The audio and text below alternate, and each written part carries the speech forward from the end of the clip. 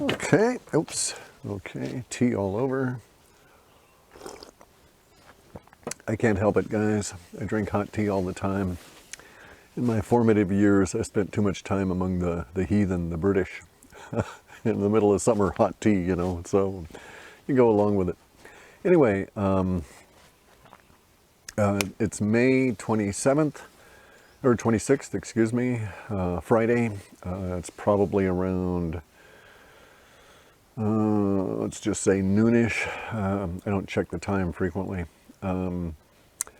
But this is a video on why I know cryptos are not in a bubble, and a few other bits and pieces of stuff.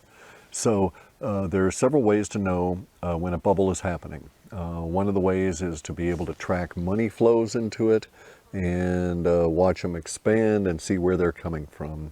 And then you can determine sort of a why, what's motivating them. Another way, in my case, is to watch the linguistics in this cloud that are associated with temporally, in time, associated with the rise in prices. And so when I do that and look at the linguistics, I'm able to get a little bit more discrimination on things than you might find just following the money in. But even so, even without the linguistic hints, these days, people that follow the money into the cryptocurrencies understand what's going on. It's called capital flight, and it's where people with real wealth are tired of seeing a bunch of bozos manage the nominal currency that wealth is stored in this case, dollars and euros and so on. And so the people that own the real wealth, that have worked all their lives, and some really hard, tough sons of bitches, are tired of seeing a bunch of know-nothing, never had a job academics mismanage everything. And they're somewhat concerned, these people with wealth. And so what they do, it's a natural sort of a thing. You know, you're Mr. Wealthy Don in Italy, you know, several thousand years back. You're sitting there with the wife in the late afternoon. You've just had your dinner. It's nice. It's pleasant. And all of a sudden, there's this big noise. And your wife says, "Well, hey dear, what's that?" And so you get up, you're going over to the door, and you open up the door of the house and look out past the little patio area there, and then come on back and tell her, "Well, it's nothing to be concerned about. Rome just fell." And that's where we're at now. See, there's this historical context to things that people with a lot of money are able to sit down and see, basically, because they're not trying to, or they don't have to bust their butt all day long just to stay alive. They've got the leisure to sit back and see with a far view as to what's developing. And so they're able to say, okay, Rome just fell. Now what do we do about it? Because, you know, Rome's big, it takes a long time to actually crash. And so we're still in that long time, but the guys have seen that Rome has no more, the Roman Empire has no more legs under it.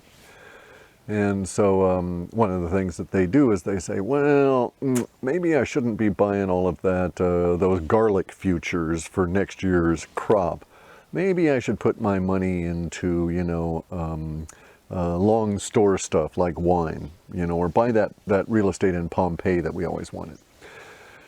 Get the money out of our debased currencies. And that's really what's happening now. It's called capital flight. It always occurs at the end of an empire. We can go back and look at the most recent easily tracked empire death, which would be the death of the British dominance of the global financial system through trade that persisted through the 1800s, established long ahead of that. Actually was established definitively with the sinking of the Spanish Armada, or the defeat. They didn't all get sunk. That definitively established the British dominance, and then it lasted for well over 100 years. Someone I'm sure will tell me the exact number. And then the British started debasing the currency via ill advised ventures in promoting opium into China, got themselves involved in the opium wars, shifted their production off of other kinds of things, and then also meddled in this the colonies and caused this thing called the Civil War here, or the war between the states, depending on where you're located. And so the same kind of things happen repeatedly. In that period of time, the pound sterling silver was the denominational currency globally, and it didn't lose its value, the actual sterling. But because of the debasement and the trade and so on, you were able to watch the capital inflows drain out of existing businesses, and through a transition period come into new businesses, and that's where we're at now. And if you track the same kind of linguistics, the same language that was used then about money and about what's going on now, you can tell that the cryptos are not in a bubble yet. I agree that someday they may be in a bubble, but a bubble requires a certain set of conditions to exist. One of those conditions is a level of what we have to call saturation. And we have zero saturation to speak of on cryptocurrencies across the planet. We also have to acknowledge that saturation depends on the size of the market. So if you've got a market of you and your 6 friends, you can have a bubble occur with 4 of the people in those 6 other people. And so so a bubble can form very rapidly in a small group. We're in the situation though where our total market, our total audience for cryptos is the planet. And so most of the planet has never even heard of cryptocurrencies. Yet a sizable chunk of the planet does not own a cell phone. So until this latter condition is not true anymore, until most of the planet actually, in terms of humans, until they actually own cell phones, we cannot possibly be in a crypto bubble, because there are many people yet to hear of it. And so you define bubbles by how money flows into them, how the money reacts, and then sort of the pop and then the deflation. We're still in the inflation of what is going to be a very large traditional bull market, but it's also a wealth transfer that's occurring. The wealth transfer is occurring because the fiat currencies, the paper currencies, which are now all digital anyway, such as the dollar, you hardly ever touch a dollar, and you just deal with it as a digit on your PC or in your credit card. So you're touching plastic the whole time, and you never actually touch currency anymore. So basically we're in a paperless system now, a currency-less system. And so our currencies being digital, we now are at a point of demonstrating, as we the people, we all of the populace, demonstrating Gresham's law. Gresham had this idea that, well, if I got a sack of shit and I got a sack of gold, and I offer to pay you in either one of them, your choice, we know which one you're likely to choose. And he called it good money chases out bad. And so gold money chases out shit money. Manure is good, but not for money. And so that's what we're finding. You know, dollars are probably good, but not for money. And so money requires something that you can store wealth in. Cryptos are going to grow over time as the entire planet becomes a digital hive, insofar as our currency transactions between each other are concerned. The cryptos will continue to grow, and the process will be caused by the flight of individuals out of their local currencies. So my local currency is the US dollar, and I don't trust the Federal Reserve as far as I can kick their ass. These people are stupid. And so not trusting them, I don't want to hold much of my money in the dollar. It's stupid. So I don't. I'm going to get as much as I can into cryptos and just let it sit as money so I can use it. And it doesn't degrade. Now, the fact that it grows, that's good, but it's not my goal. For other people it is. For younger individuals it is. For myself, it's just, you know, basically the fact that it doesn't degrade. I can still spend the stuff and still get things for it the way I expect to, not with the dollar. For some older people who don't have time to save for retirement, small investments in cryptos, in individual cryptos, could turn out to be very profitable and perhaps life-altering. but you got to be careful and you got to understand what you're doing. And if you don't understand it, don't do it. There's no such thing as doing cryptos half-assed. Okay, there's no such thing as doing cryptos casually. So you just got to understand what you're doing and make sure that all of your stuff is backed up, that you print out your public and private keys, and never share them with anybody. You keep those things and you store them. You print them out on good quality paper, not paper that's going to rot. Or you can write them out on paper with high quality ink, and then store that paper in a bank if you wanted, or some safe or a safety deposit box. It means nothing to anybody else. It's just a string of numbers. Now, you know, a savvy crook at some point might tumble to the fact that this is a crypto, and some crooks are indeed savvy. But this is yet another reason I know we're not in a bubble, okay? In a bubble, everybody knows about what's going on. And so you get a bubble in stocks, and your barista is handing you your morning drink and also trying to give you stock advice. That's when you know it's time to get out of the stock market. Everybody's got an opinion on it. It's in its maximum point of saturation. We're nowhere near there. You know, you can walk down a street in the United States. In some streets this wouldn't be true at certain times of the day, but in most streets it would probably be true if you just walked down those streets and asked the first 100 people you saw if they'd ever heard of cryptocurrencies or Bitcoin.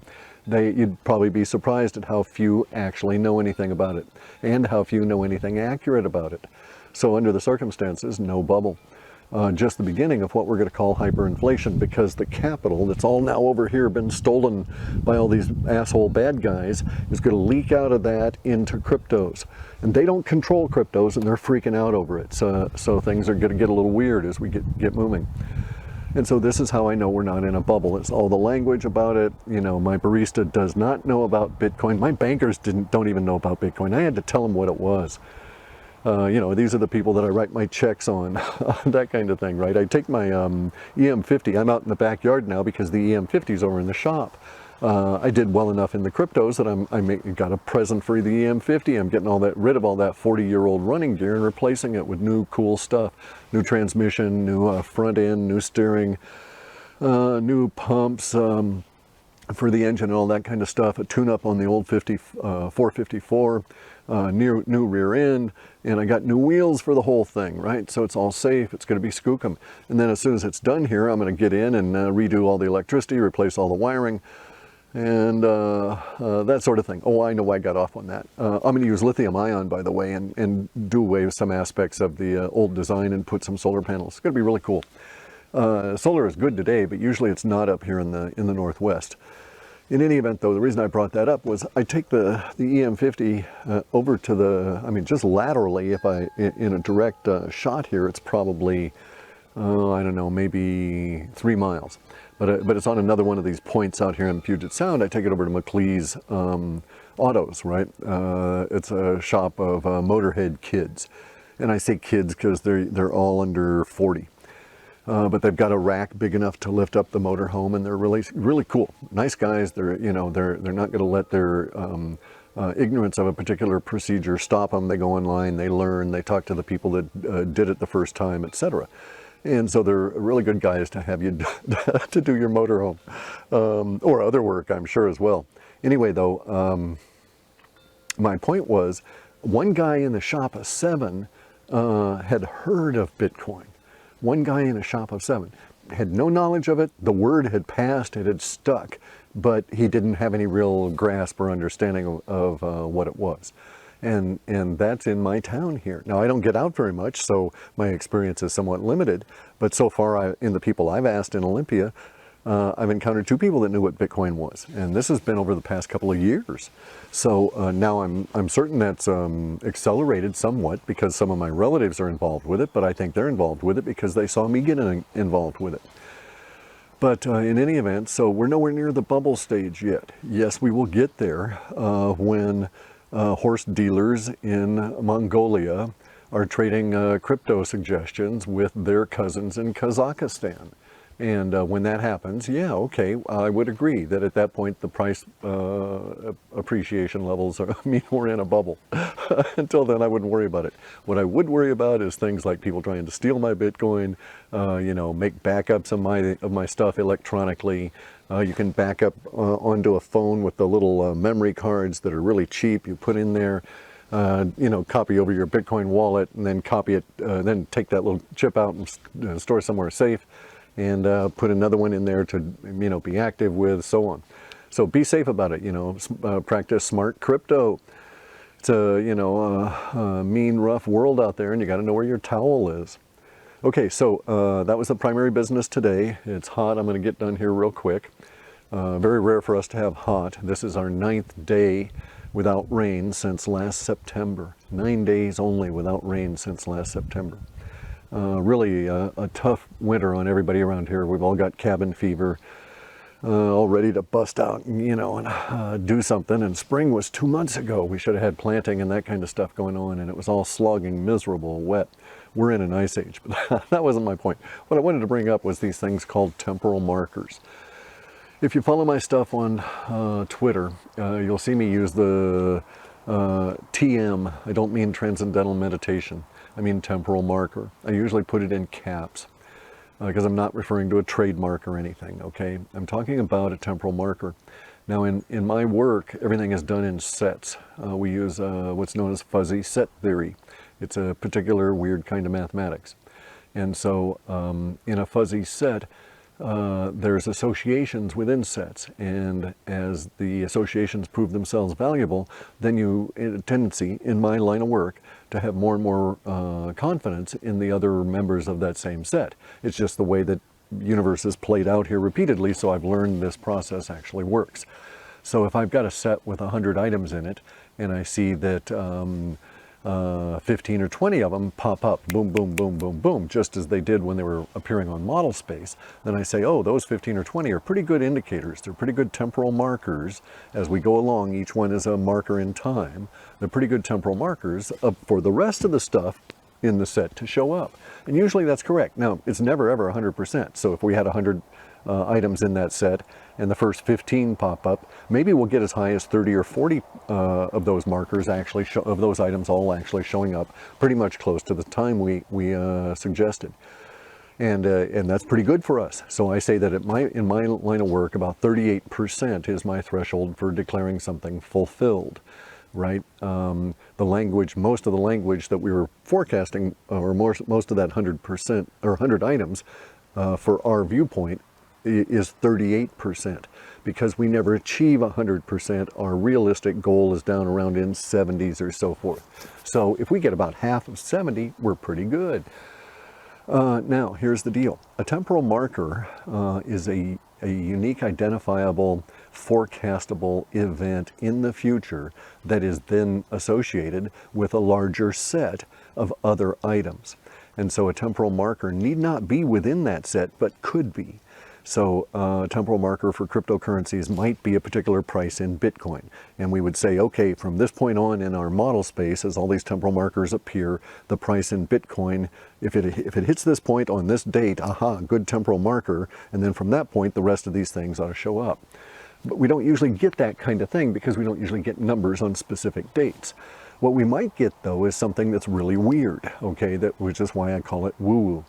It might be such that we have a set that shows Bitcoin and it shows a number, and we don't really have a date. But what we do have when we move model space along is some other stuff that's going to happen just ahead of that stuff with Bitcoin. And this other stuff could be really weird.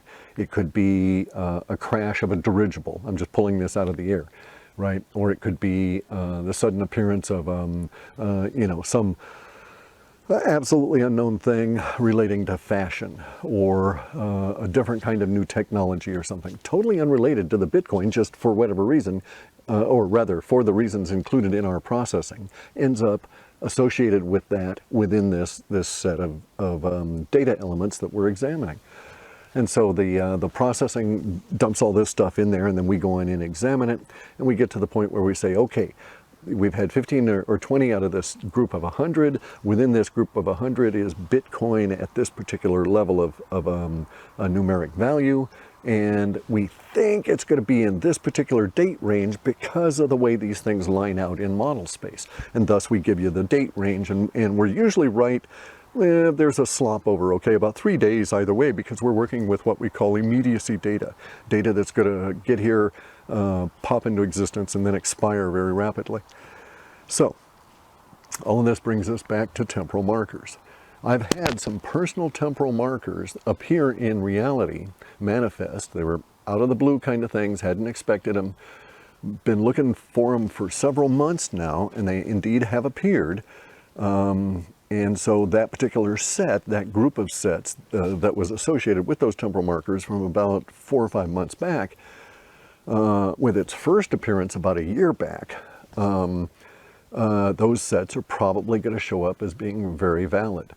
And a couple of those sets include, 2 of those sets include our plunge into the pool of hyperinflation from this point forward, from the appearance of all of these temporal markers forward. Well, we're in the hyperinflation now because we've got all of the money, capital flight, trying to leave all of the stolen areas in the 1% and go into cryptos or something they feel will be safe over time, because they've seen the hyperinflation of values within their own wealth. So in other words, if you buy a painting for $100 million and you see some other painting that was theoretically below yours in value being sold for a higher amount, you're going to start getting a little sketchy, not about what you can sell yours for, but about the worth of that stuff that you're going to have to sell it for at that point. These people are more concerned with preserving purchasing power through time than numbers. And so the numbers, I think, are rather shocking to them, and they're getting a little freaked out. And so we're seeing this acceleration of capital flight into the cryptocurrencies.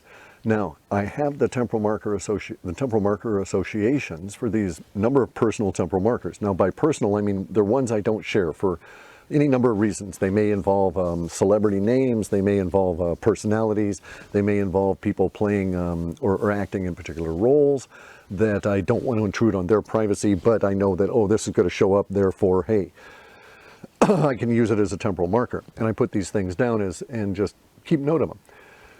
We've had these 2 very strong ones show up, totally unexpected to me. I'd basically forgotten about them.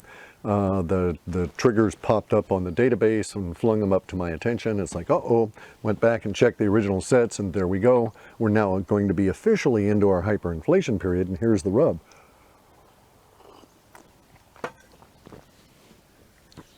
We're going to have a really rough summer. Big crocodile teeth up and down in the cryptocurrencies as money flows in and out, because it can't. It's like there's a required oscillation for funds. It's like AC current. You can't shove all of the current electricity, that much electricity, straight through the copper, because it gets resistance until it stops, and then the wire burns out and melts. So you just go it in and let it back, go it in, let it back. And it's just this oscillating flow. That's the kind of thing we're going to be going into with the cryptocurrencies. That's what creates these crocodile teeth I keep talking about in the charts. I don't know their official term in chart talk. But they look like crocodile teeth, especially if you look at it as a jawline that goes up with bigger teeth getting, with the teeth getting larger and fiercer in the back. As that occurs with each and every tooth, there's going to be a gap following behind the tooth. And that gap will also get bigger and slightly wider as we go along. By bigger, I mean deeper in the trading range. And by wider, I mean it'll be a little bit longer. A few more days will be spent in that trading range as we go through each of these. And so some people that are new to cryptos, thinking it's in a bubble, are going to think the bubble has popped. Some people that are new to cryptos that have never been through this are going to puke their guts out and fall over in a dead faint. Some people new to cryptos are not going to understand what's going to happen here, and so will sell at the wrong times, because they'll panic and they'll sell when the price is dropping. Always sell into strength, okay? Never sell when the price is dropping. Always sell when it's rising, and that basically will sort of save you, I think. I mean, that little metric. Now, this is going to happen to Bitcoin. This is going to happen to Ethereum. It's going to happen to all the cryptocurrencies, this business, the crocodile teeth. Some of the teeth on some of the other alts are going to be a lot higher than we see on Bitcoin because of the FOMO, the FOMO, the fear of missing out. That factor is going to play into this. That's why a lot of people think it's a bubble, is because of that anxiety, because of that building tension, as we call it. Those emotions create a hardness in the gut. Oh, I can't miss out. Anxiety, you know, stress, that kind of thing, right? And so that is very much associated with a bubble. But we don't have any of the other conditions for a bubble. We just have that one indicator, this anxiety, and it's all based on FOMO. I can't miss out. I've got to get in on this. So under the circumstances, no worries, people. You know, that's why I was saying, you know, drink some tea, calm yourself, you know, back off on the caffeine, stay decaffed while you're doing this. You know, guard yourself against bad reactions as we go through this period, because we're at the very beginning of this huge influx of the capital out of one system into the new system as the old system dies. It's the greatest wealth transfer ever in history because it's planet-wide. It's going to be bigger than when Genghis Khan, the Mongol, swept down and conquered all of Arabia and took all of their gold and everything. It's going to be bigger than all of the gold being taken from the populace of Europe by the Germans and then taken by the US. This is bigger than any of that because it involves the entire planet. It'll take a long time to go through. So patience is required in order for fortunes to be made. And this is probably the one time in history, the very one time in history, that it will be true to say that we have great fortunes being made without there first being a great crime. Good luck to you all, and trade smart and practice safe crypto.